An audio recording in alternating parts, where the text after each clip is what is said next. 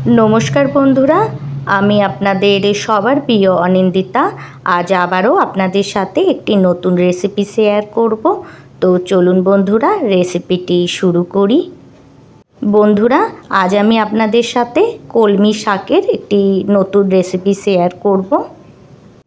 এই দেখুন বন্ধুরা আমি কলমির শাক নিয়ে নিয়েছি আর কলমির শাকের এই পাতার অংশটিকে আমি নিয়ে ভালো করে ওয়াশ করে ছোট ছোট পিস করে কাট করে নেব।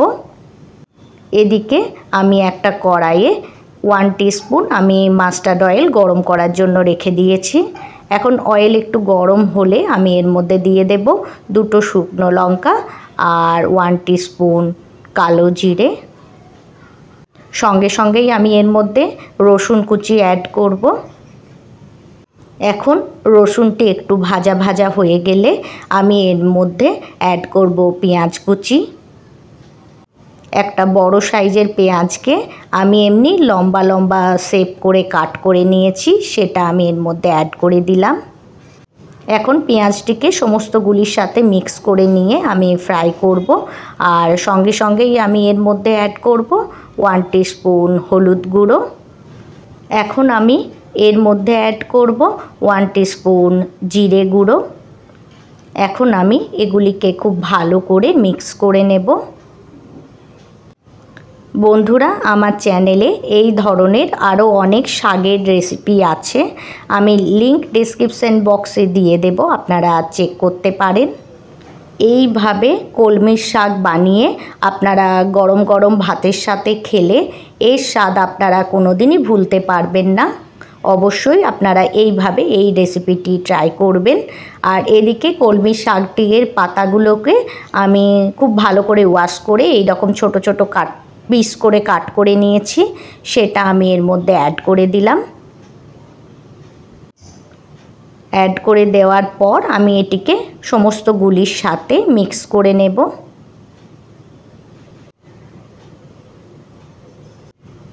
ওপর নিচ করে আমি মিক্স করে নেব। আর সঙ্গে সঙ্গেই আমি এর মধ্যে অ্যাড করব হাফ কাপ মসুর ডাল। মসুর ডালটিকে আমি খুব ভালো করে ওয়াশ করে 4 ঘন্টা ভিজিয়ে রেখে দিয়েছিলাম, সেটা আমি এর মধ্যে অ্যাড করে দিলাম। এখন এই মসুর ডালটিকেও আমি সমস্ত গুলির সাথে মিক্স করে নেব। আর তার আগে আমি এর মধ্যে স্বাদ অনুযায়ী লবণ অ্যাড করব। এখন আমি সমস্ত গুলির সাথে এই মসুর ডালটিকে মিক্স করে নেব। ওপর নিচ করে খুব ভালোভাবে এটিকে মিক্স করে নিতে হবে। আর অবশ্যই এই মসুর ডালটিকে ভালো করে ওয়াশ করে 4-5 ঘন্টা ভিজিয়ে রেখে দিতে হবে। এই দেখুন বন্ধুরা, এইটিকে আমার খুব ভালোভাবে মিক্স করে নেওয়া হয়ে গেছে।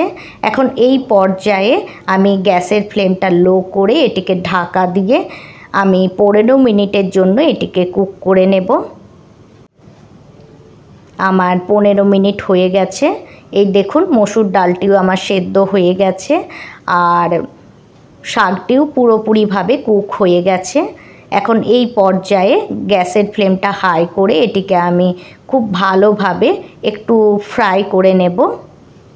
বন্ধুরা আমার চ্যানেলের নতুন বন্ধু হয়ে থাকলে আমার এই রেসিপিটি লাইক করে চ্যানেলটি সাবস্ক্রাইব করার অনুরোধ রইল। আর আপনারা যদি এই রেসিপিটি আমার ফেসবুক পেজ থেকে দেখে থাকেন তাহলে আমার ফেসবুক পেজটিও ফলো করার অনুরোধ রইল। এই দেখুন বন্ধুরা, এই শাকটিকে আমার নাড়াচাড়া করা হয়ে গেছে।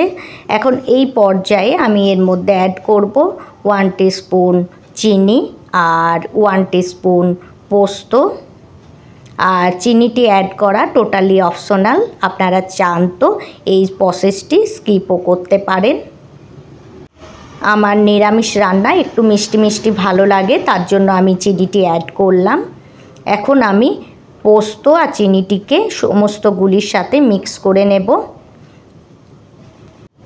তারপর গ্যাসের ফ্লেমটা বন্ধ করে এটিকে স্ট্যান্ডিং টাইমে রেখে আমি গরম গরম ভাতের সাথে সার্ভ করব।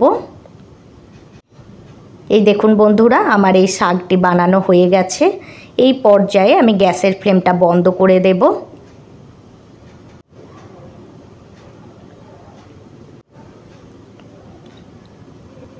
আর বন্ধুরা এটিকে সার্ভ করার সময় ওপর থেকে একটু রোস্টেড পোস্ত ছড়িয়ে এটিকে সার্ভ করবেন। তো বন্ধুরা আজকের জন্য এতটাই, ভালো থাকবেন। Thanks for watching.